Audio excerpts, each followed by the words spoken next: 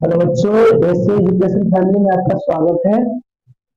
पिछले वीडियो में हम लोग देख चुके थे संतृप्त हाइड्रोकार्बन का जो बेसिक चीजें देख रहे थे ऑर्गेनिक केमिस्ट्री का। उसमें संतृप्त हाइड्रोकार्बन तक हम लोग कंप्लीट कर लिए थे। आज हम लोग देखेंगे असंतृप्त हाइड्रोकार्बन। तो असंतृप्त हाइड्रोकार्बन क्या है उसके बारे में हम लोग देखेंगे। तो चलिए शुरू करते हैं। असंतृप्त हाइड्रोकार्बन। असंतृप्त हाइड्रोकार्बन अनसैचुरेटेड हाइड्रोकार्बन इंग्लिश में कहलाता है। वैसा हाइड्रोकार्बन जिसमें कार्बन परमाणु की चारों संयोजकताएं हाइड्रोजन से पूर्णतः जुड़ी हुई नहीं रहती है। वैसा हाइड्रोकार्बन जिसमें कार्बन परमाणु की चारों संयोजकताएं हाइड्रोजन से पूर्णतः जुड़ी हुई नहीं रहती है, वह असंतृप्त हाइड्रोकार्बन कहलाता है। जैसे समझिए, आप देख सकते हैं कि CH4 अर्थात CH4 का मतलब होता है मीथेन। आगे इसको हम पढ़ चुके होंगे कि CH4 का मतलब, क्योंकि यह एल्केन समूह के कार्बन की अवधि, तो CH4 क्या है? मीथेन। तो यह जो है कार्बन की चारों संयोजकता जो है उससे हाइड्रोजन अच्छे से जुड़ा हुआ है। कार्बन की चारों संयोजकता से हाइड्रोजन जुड़ा हुआ है, लेकिन इसमें साफ कह रहा है कि वैसा हाइड्रोकार्बन जिसमें कार्बन परमाणु की चारों संयोजकताएं हाइड्रोजन से पूर्णतः जुड़ी हुई नहीं रहती है, वह असंतृप्त हाइड्रोकार्बन कहलाता है। तो इसको हम संतृप्त हाइड्रोकार्बन से नहीं कहेंगे। अब कैसा होगा? तो संतृप्त हाइड्रोकार्बन का एग्जाम्पल ले लें तो C2H4। C2H4 क्या है? इसको हम कह सकते हैं एथीन। क्या कह सकते हैं? एथीन है। C2H4 क्या है? एथीन है। यह जो है एल्कीन समूह का यौगिक है। आगे हम पढ़ेंगे, यह जो है एल्कीन समूह का यौगिक है। तो जो एथीन है, देखिए इसका संरचना सूत्र कैसे बनेगा। तो कार्बन है, फिर कार्बन, उसके बाद हाइड्रोजन कितने हैं? 4। तो चलिए हाइड्रोजन जोड़ देते हैं। आप देखिए एक कार्बन की कितनी संयोजकता है? 1 2 3। कितने बॉन्ड है? 3 बॉन्ड होना चाहिए। कितने बॉन्ड? 4 बॉन्ड। तो इसको हम डबल बॉन्ड बनाएंगे। कितने बॉन्ड बनाएंगे? Double bond. तो एक कार्बन के देखिए 1 और 2, 2 कितने हुए? 3, 3 1 4। तो इसकी संयोजकता कितना हो गया? 4 हो गया। और इसमें देख लीजिए 1 2 और 2 कितने हुए? 4। तो इन दोनों की संयोजकता 4 हो गया। लेकिन यहाँ जो कह रहा है कि हाइड्रोजन से पूर्णतः जुड़ी हुई नहीं है, तो देख सकते हैं कार्बन की 2 इधर और 2 इधर से नहीं जगता है कार्बन के। तो जो आप देखिए कि हाइड्रोजन से पूरा जुड़ा हुआ है नहीं ना, एक से नहीं जगता है, दूसरा से नहीं जगता। कार्बन तो जुड़ा हुआ है हाइड्रोजन से, लेकिन इस दोनों से नहीं जगता है, हाइड्रोजन से जुड़ा हुआ है नहीं। इन देख लीजिए, एक से नहीं जगता है, दूसरा से नहीं जगता, दोनों हाइड्रोजन से जुड़ा हुआ है नहीं जुड़ा हुआ है। तो इस प्रकार के हाइड्रोकार्बन को, इस प्रकार का जो हाइड्रोकार्बन होगा उसको हम असंतृप्त हाइड्रोकार्बन कहते हैं। इस प्रकार के हाइड्रोकार्बन को हम असंतृप्त हाइड्रोकार्बन कहते हैं। चलिए अब आगे देखते हैं। असंतृप्त हाइड्रोकार्बन जो है वह 2 प्रकार के होते हैं। असंतृप्त हाइड्रोकार्बन 2 प्रकार के होते हैं। पहला है एल्कीन और दूसरा है एल्काइन। तो पहले हम लोग एल्कीन को पढ़ेंगे, पुनः फिर किसको पढ़ेंगे? एल्काइन को पढ़ेंगे। तो चलिए शुरू करते हैं। एल्कीन। असंतृप्त हाइड्रोकार्बन कितने प्रकार के हैं? 2 प्रकार, एल्कीन और एल्काइन। तो पहले हम लोग एल्कीन को पढ़ेंगे। तो देखिए क्या लिखा हुआ है। वैसा असंतृप्त हाइड्रोकार्बन जिसमें अंतिम 2 कार्बन परमाणु, जिसमें अंतिम 2 कार्बन परमाणु आपस में द्विबंधन द्वारा जुड़े रहते हैं। जैसे अभी हम एग्जांपल लिए थे C2H4। यह जो है कार्बन की जो परमाणु है ये आपस में कितने बंधन के द्वारा? द्विबंधन के द्वारा जुड़ा हुआ है। तो द्विबंधन के द्वारा जब जुड़ा रहता है अंतिम 2 कार्बन परमाणु, अगर मान लीजिए कि 2 था तब ना, अगर 3 रहता तो एक सिंगल रहता, लेकिन बाकी 2 कैसे रहता? डबल रहता। तो अंतिम 2 कार्बन परमाणु जो है वो वह द्विबंधन द्वारा जुड़े रहते हैं और शेष कार्बन परमाणु आपस में एकल बंधन द्वारा, और शेष कार्बन परमाणु आपस में किस बंधन द्वारा? एकल बंधन द्वारा जुड़ा रहता है, वह एल्कीन कहलाता है। जैसे हम क्या बोले कि अंतिम 2 कार्बन परमाणु क्या है? अंतिम जो कार्बन परमाणु द्विबंधन बनने द्वारा और शेष अन्य कार्बन और रहेगा।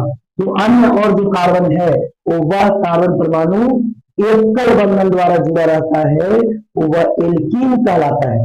बस तो ऐसा हाइड्रोकार्बन जिसमें अंतिम दो कार्बन परमाणु आपस में द्विबंधन द्वारा जुड़ा रहता है और शेष कार्बन परमाणु आपस में एकल बंधन द्वारा जुड़ा रहता है, वह क्या कहलाता है? एल्कीन कहलाता है। क्लियर है? उसके बाद आगे देखिए, यह हाइड्रोजन तत्व। देखिए हाइड्रोजन तत्व क्या होते हैं? तो क्लोरीन, फ्लोरीन, ब्रोमीन, आयोडीन, वो हाइड्रोजन तत्व कहा जाता है। क्लोरीन, फ्लोरीन, ब्रोमीन, आयोडीन को हाइड्रोजन तत्व कहा जाता है। तो यह हाइड्रोजन तत्व से क्रिया करके तैलीय पदार्थ, तैलीय का मतलब लिक्विड पदार्थ बनाता है। इसीलिए एल्कीन को एक और नाम से जानते हैं, क्या? ओलिफिन। एल्कीन को एक और नाम से ओलिफिन के नाम से जानते हैं। क्यों? क्योंकि हाइड्रोजन तत्व से यह अभिक्रिया करता है और करके तैलीय पदार्थ बनाता है। इसीलिए जिसे हम एक और नाम से जानते हैं, उसको कहते हैं क्या? ओलिफिन। क्लियर है? चलिए अब अगला पॉइंट हम लोग देखते हैं। अगला पॉइंट इसका सामान्य सूत्र है। तो सामान्य सूत्र है CnH2n। कह सकते हैं कि कार्बन की संख्या जितनी होगी एल्कीन में, उससे दोगुना होगा हाइड्रोजन की संख्या। जैसे अगर हम एग्जाम्पल में बात करें तो एग्जाम्पल में देख लीजिए, C अगर 2 लेते हैं तो 2 से शुरू नहीं करना है। N जो है वह 2 3 4 2 से ही शुरू होगा। 2 से क्यों शुरू होगा? तो इसलिए क्योंकि यह डबल बॉन्ड बनाता है, तो इसके लिए 2 कार्बन कम से कम होना जरूरी है। तो N बराबर है कितना? 2 3 4, 2 से शुरू होकर के आगे। तो अगर हम N बराबर 2 लेते हैं तो कार्बन की संख्या 2 है, तो कार्बन की संख्या से दोगुना है हाइड्रोजन की संख्या। तो 2 है तो 2 दूनी कितने हो गए? 4, यानी C2H4 हो गया। इसका एग्जाम्पल एल्कीन का, या कह सकते हैं 3 में तो C3H6, 4 में तो C4H8, 5 में तो C5H10। अब चलिए इस सब के सब यौगिक किसके अंतर्गत आएगा? एल्कीन समूह के अंतर्गत। सभी यौगिक किस समूह का है? एल्कीन समूह का। अब इन सभी का IUPAC नाम जो होगा कैसे लिखा जाएगा? पहले मूल शब्द लेंगे। तो पिछले वीडियो में हम मूल शब्द की चर्चा किए हैं कि मूल शब्द क्या होता है। तो मूल शब्द जो होगा मेथ, एक कार्बन के लिए मेथ, 2 कार्बन के लिए एक, prop, but, pent, hex, hept, oct, non, dec, undec, dodec, इस तरह से हम पूरा कंप्लीट रूप से बताए थे। तो मूल शब्द लेंगे और उसको में अनुलग्न के रूप में इन जोड़ेंगे। मूल शब्द लेंगे और उसमें अनुलग्न के रूप में क्या जोड़ेंगे? इन जोड़ देंगे। अच्छा मूल शब्द देखिए, 2 कार्बन के लिए मूल शब्द क्या होंगे? तो पहला के लिए मेथ, तो दूसरा के लिए डेट। तो यहाँ पर हो जाएगा मूल शब्द क्या? एथ। उसके बाद फिर इन जोड़ेंगे, तो एथ में इन जोड़ेंगे तो ये हो जाएगा एथीन। क्या हो गया? एथीन। देखो C2H4 क्या होगा? इसका नाम एथीन। अब 3 वाला को देख लीजिए, तो मूल शब्द इसमें क्या दिखेगा? प्रोप, क्योंकि 3 वाला कार्बन 3 वाला के लिए प्रोप लेते हैं और इन जुटेगा तो हो जाएगा प्रोपीन। क्या हो जाएगा? प्रोपीन। 4 वाला ब्यूट, तो ब्यूटीन। क्या हो जाएगा? ब्यूटीन। उसके बाद 5 वाला पेंटीन, पेंटीन हो जाएगा। 5 वाला क्या हो जाएगा? पेंटीन। तो ये एथीन, प्रोपीन, ब्यूटीन, पेंटीन, इस प्रकार से सभी यौगिक जो है वो किसमें आएंगे? एल्कीन में। तो सभी यौगिक किसमें है? एल्कीन में है। क्लियर है इतना? चलो चलिए अब आगे देखिए, IUPAC नाम में लिखना आसानी से आ गया। चलिए अब हम लोग आगे देखते हैं। तब पॉइंट है, अगर बात कर ले तो जो एल्कीन है, एल्कीन का प्रथम सदस्य की अगर बात करें तो एल्कीन का प्रथम सदस्य एथीन है। एल्कीन का प्रथम सदस्य क्या है? एथीन है, यानी कह सकते हैं C2H4। प्रथम सदस्य क्या है? एथीन है, यानी कह सकते हैं C2H4, जिसका साधारण नाम एथिलीन है। जिसका साधारण नाम क्या है? एथिलीन है। और ये एथिलीन का उपयोग जो है कच्चे फलों को पकाने में किया जाता है। एथिलीन का उपयोग कच्चे फलों को पकाने में किया जाता है। किसका उपयोग? एथिलीन का। क्लियर है? किया जाता है। यहां तक उम्मीद करते हैं क्लियर होगा। चलिए अब यहां तक कंप्लीट हो गया। चलिए अब आगे देखते हैं। हम लोग एल्कीन कंप्लीटली रूप से देख लिए। अब उसके बाद देखते हैं एल्काइन। तो एल्काइन क्या है? तो एल्काइन की परिभाषा होगा कि वैसा हाइड्रोकार्बन, एल्काइन का डिफिनेशन होगा कि वैसा हाइड्रोकार्बन जिसमें अंतिम दो कार्बन परमाणु, वैसा हाइड्रोकार्बन या कह सकते हैं कि वैसा असंतुलित हाइड्रोकार्बन जिसमें अंतिम दो कार्बन परमाणु आपस में त्रिबंधन द्वारा जुड़ा रहता है। जिसमें अंतिम दो कार्बन परमाणु जो है आपस में कितने बंधन द्वारा? त्रिबंधन द्वारा जुड़ा रहता है। तथा अन्य सभी जो कार्बन परमाणु है वो वह एकल बंधन द्वारा जुड़ा रहता है। अंतिम जो कार्बन परमाणु त्रिबंधन के द्वारा जुड़ा रहता है तथा अन्य जो कार्बन परमाणु बचेगा वह किस बंधन के द्वारा? एकल बंधन के द्वारा जुड़ा रहता है। वह क्या कहला जाएगा? एल्काइन कहलाएगा। वह क्या कहलाएगा? एल्काइन कहलाता है। चलिए अब आगे देखते हैं एल्काइन के सामान्य सूत्र को देखते हैं। तो देखिए एल्काइन का जो सामान्य सूत्र होता है वो CnH2n -2 होता है।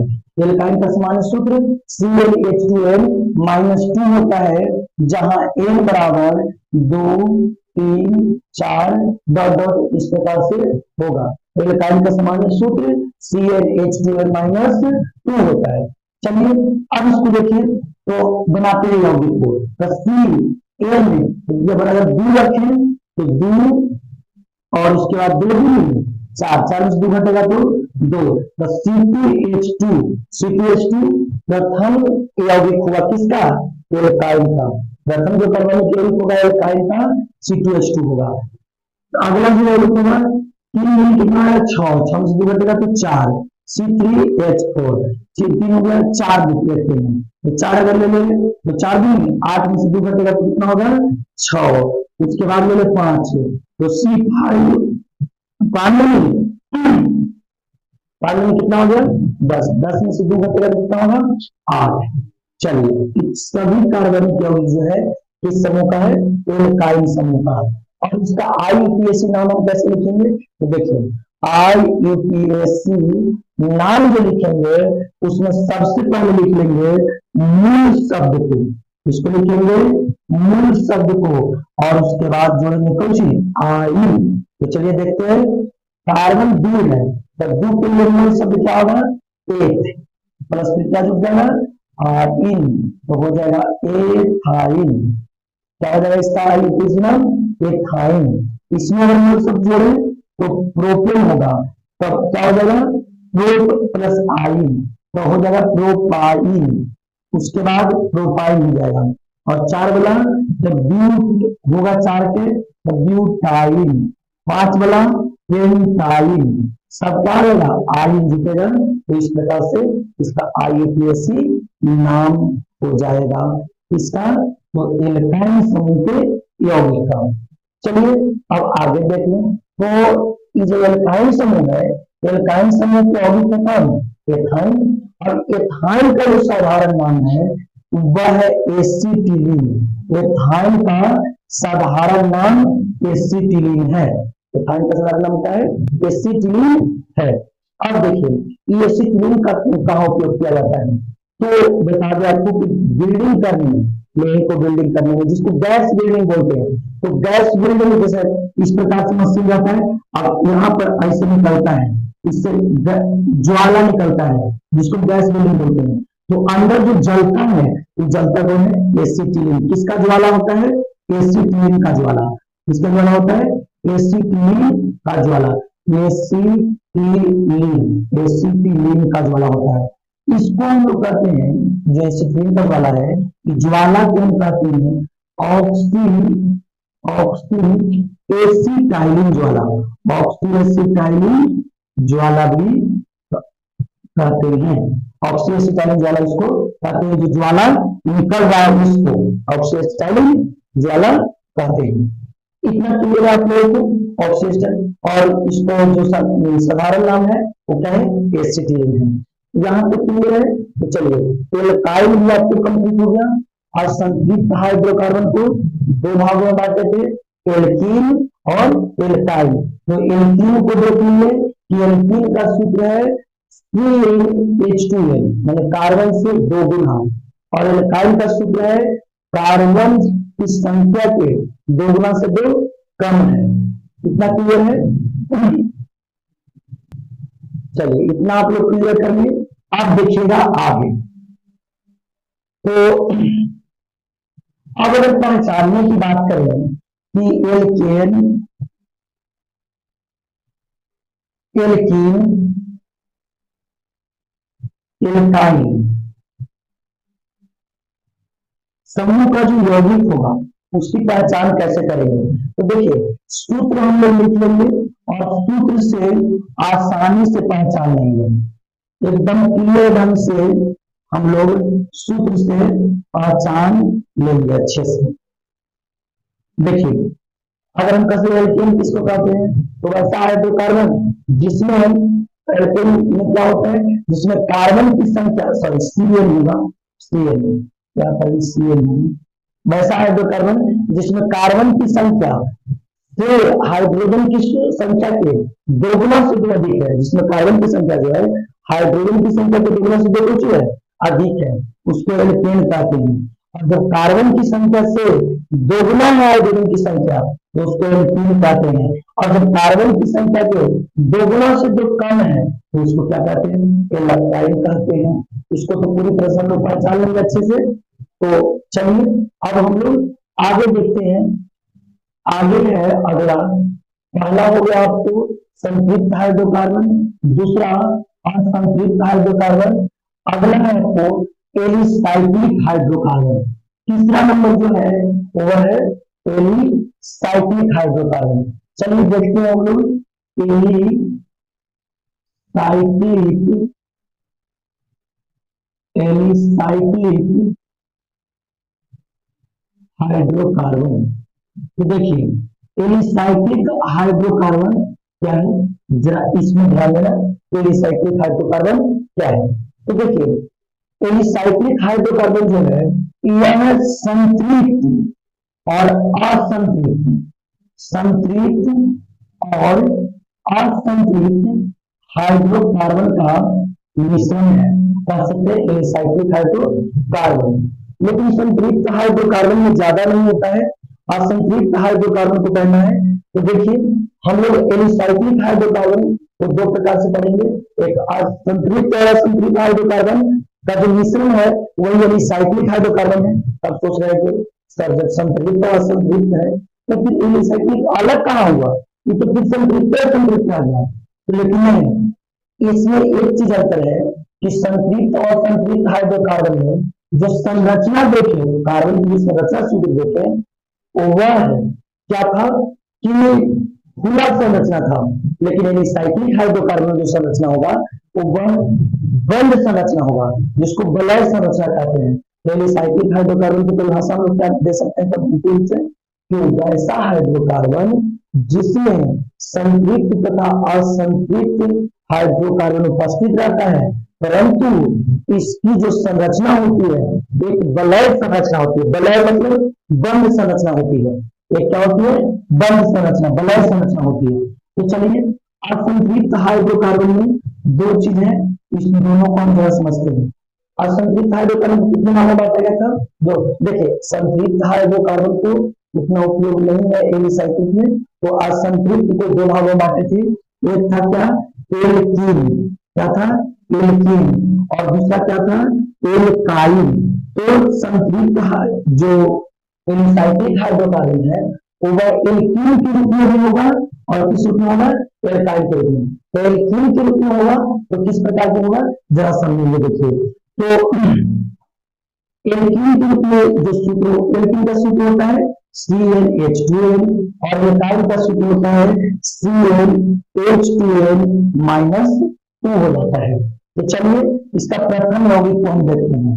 तो प्रथम यौगिक जो है वो C2H4 प्रथम यौगिक। फिर द्वितीय यौगिक की अगर बात कर लें, प्रथम यौगिक C2H4 हो गया, द्वितीय यौगिक बात कर लें तो C3H6, तीसरा यौगिक C4H8 हो गया। तो ये जो देख सकते हैं आप कि यहाँ पर इसका नाम क्या बोलेंगे, इसको हम एथीन भी बोल सकते हैं, एथीन, प्रोपीन, ब्यूटीन भी बोल सकते हैं। लेकिन तब पता कैसे चलेगा कि ये रिसाइक्लिक हाइड्रोकार्बन है, ये तो एल्कीन में आ गया। तो रिसाइक्लिक हाइड्रोकार्बन का जो IUPAC नाम लिखा जाता है रिसाइक्लिक हाइड्रोकार्बन का, तो IUPAC नाम जो होता है वो लिखाता है इस प्रकार से, cyclo plus alkene, cyclo plus alkene. जैसे देख लीजिए एग्जाम में, इसको में जो है इसको हम इधर लिखते हैं, देखिए C2H पर है, तो C2H पर हम क्या करेंगे, साइक्लो, क्या कहेंगे, साइक्लो, और एल्केन जुटेगा, कार्बन दो कार्बन वाला को एल्केन में क्या कहते हैं, तो एथेन, एल्केन में क्या कहते हैं, एथेन। तो साइक्लो एथेन हो गया, साइक्लो एथेन। इसको क्या नाम देंगे, तो इसको नाम देंगे साइक्लो प्रोपेन हो जाएगा, प्रोपेन, साइक्लोप्रोपेन। ये हो जाएगा साइक्लो ब्यूटेन हो जाएगा, साइक्लो ब्यूटेन हो जाएगा। उसके बाद अगर हम आगे देखें तो इसी प्रकार से हो जाएगा। क्लियर है यहाँ तक? चलिए अब इसमें चल लेते हैं। तो देखिए इसमें अगर हम बात कर लें तो इसमें है, तो प्रथम सदस्य की बात करें तो इसमें प्रथम सदस्य जो होगा वो जरा C2 और H देख लीजिए, C2 और H, दो दूनी चार, चार में से दो घंटे कितना होगा, 2 हो जाएगा, मतलब C2H2, C2H2 होगा। तो इसका नाम हम क्या देंगे, तो इसका जो और भी देख लेते पहले यह होगी C3H हो जाएगा 4, C4H हो जाएगा C4, दो दूनी 4, 4, 4 दूनी 8, 6, C4H6 हो जाएगा। 3 लग गए, 3 में 6 में से 2 घटेगा तो 5, C2 2 में 4 में से 2 घटेगा तो 2, ठीक है। 6 में से 2 घटेगा तो 4 ही होगा ना, ठीक है। और यहाँ पर 4 तो 4 में 8 में से 2 घटेगा 6 होगा, ठीक है। अब इसको नामकरण देख लीजिए, नाम देख लीजिए तो क्या होगा नाम, तो IUPAC नामकरण कैसे करेंगे, IUPAC नाम की बात करें तो होता है साइक्लो, साइक्लो, इसका होता है क्या, साइक्लो एल्केन, साइक्लो एल्कीन हो जाता है, साइक्लो क्या होता है, एल्कीन वाला जुड़ जाता है, साइक्लो एल्कीन। तो देखिए साइक्लो एल्कीन, साइक्लो एल्कीन का नाम इसका क्या होगा, देखिए दो को है कार्बन कितने, 2, तो क्या हो जाएंगे, पहले जुटेंगे साइक्लो, पहले क्या जुटेगा, साइक्लो, और एल्कीन पेल्कीन में इन जुटता है ना, तो 2 वाला क्या होगा, एथीन, साइक्लोएथीन। इसका नाम हो गया साइक्लोप्रोपीन, इसका नाम हो गया साइक्लोब्यूटीन। समझ आ रहा है, यह तक तो क्लियर होगा सब लोगों को। अब बात रही जो मेन की एलिसाइक्लिक हाइड्रोकार्बन में वलय संरचना होती है, वलय मतलब बंध संरचना। तो आप चित्र में देख सकते हैं, बना देते हैं कि बंध संरचना कैसे होगा। तो देखिए इसमें, लेकिन जरा सा ध्यान दीजिएगा, इसमें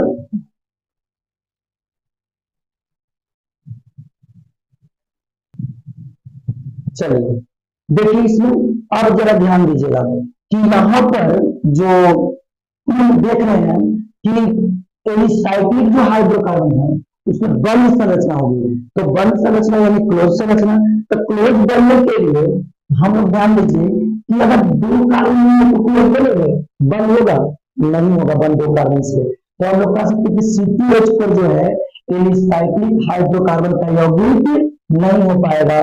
इधर भी C2H2 जो होगा वो बाद में एलिसाइक्लिक हाइड्रोकार्बन का यौगिक नहीं कहलाएगा। क्यों? क्योंकि इसकी वलय संरचना होती है, बंध संरचना होती है। तो बंद करने के लिए हमको कितने चाहिए, कम से कम 3 कार्बन। कितने कार्बन, 3 कार्बन। तो देखिए इसको हम बना के दिखा देते हैं तो पता चलेगा, 1 2 3 कार्बन। अब देख लीजिए इस प्रकार से जुट गया। हाइड्रोजन इसमें कितने हैं, 6 है, 1 2 1 2 1 2, हाइड्रोजन यहाँ पर जुट गया। देख लीजिए हाइड्रोजन, हाइड्रोजन चलिए देख लीजिए यहाँ पर कार्बन के कितने हो गए, तो यहाँ पर भी हाइड्रोजन जुड़ गया है। तो देख लीजिए बंद संरचना है कि नहीं है, क्लोज संरचना है कि नहीं, इसको हम ऐसे भी बना सकते हैं, इस प्रकार से त्रिभुज की आकृति का भी बना सकते हैं और लिख सकते हैं CH2 CH2 CH2, इस प्रकार से बना सकते हैं। तो किसकी संरचना है, तो साइक्लोप्रोपेन का। साइक्लोप्रोपेन का नहीं बनेगा क्योंकि दो में बंद संरचना कभी हो ही नहीं सकता है, तो कितने में होंगे, तो 3 में होंगे, कितने में होंगे, 3 में, 3 से बनेंगे, तो 4 वाला भी बनेगा। इधर भी देख लीजिए, इधर अगर हम बात करें तो 2 वाला तो होगा नहीं एलिसाइक्लिक हाइड्रोकार्बन में, क्यों, क्योंकि बंद संरचना बनेगा नहीं, तो कितने वाला बनेगा, 3 वाला, 1 2 3, तो देखिए इसमें भी बन जाएगा।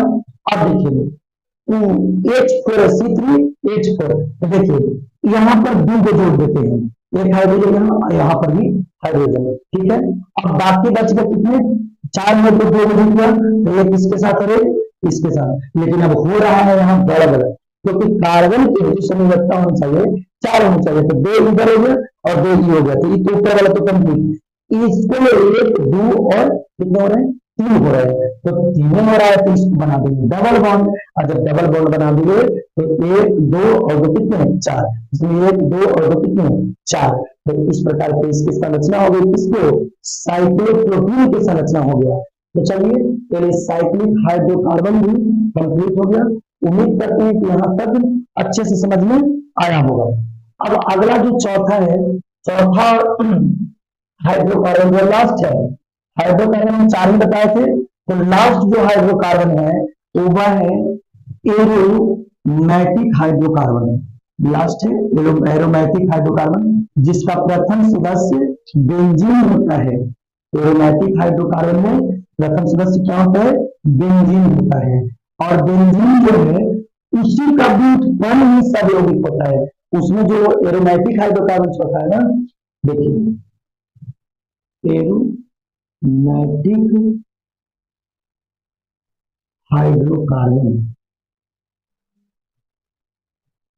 देखिए एरोमैटिक हाइड्रोकार्बन किसको कहते हैं, वैसा हाइड्रोकार्बन जिसमें कार्बन की संख्या कम से कम 6 होती है, तथा प्रत्येक कार्बन एक के बाद एक single bond double bond single bond double bond से जुड़ा हुआ रहता है।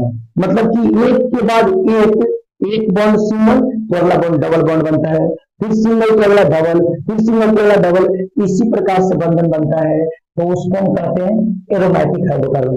एरोमैटिक हाइड्रोकार्बन किसको कह सकते हैं, तो वैसा हाइड्रोकार्बन जिसमें कार्बन की जो संख्या है कम से कम 6 है, तथा उसमें जो बंधन बन रहे कार्बन के बीच में एक सिंगल तो एक डबल, एक सिंगल तो एक डबल, एक सिंगल तो एक डबल बन रहा है, तो इस प्रकार से बने यौगिक जो है वह एरोमैटिक हाइड्रोकार्बन, यानी इस प्रकार का जो हाइड्रोकार्बन है वह एरोमैटिक हाइड्रोकार्बन कहलाता है। क्लियर है, तो चलिए अब हम लोग देखते हैं आगे। तो एरोमैटिक हाइड्रोकार्बन जो है वह एरोमैटिक हाइड्रोकार्बन का सूत्र की अगर बात कर रहे हैं तो CN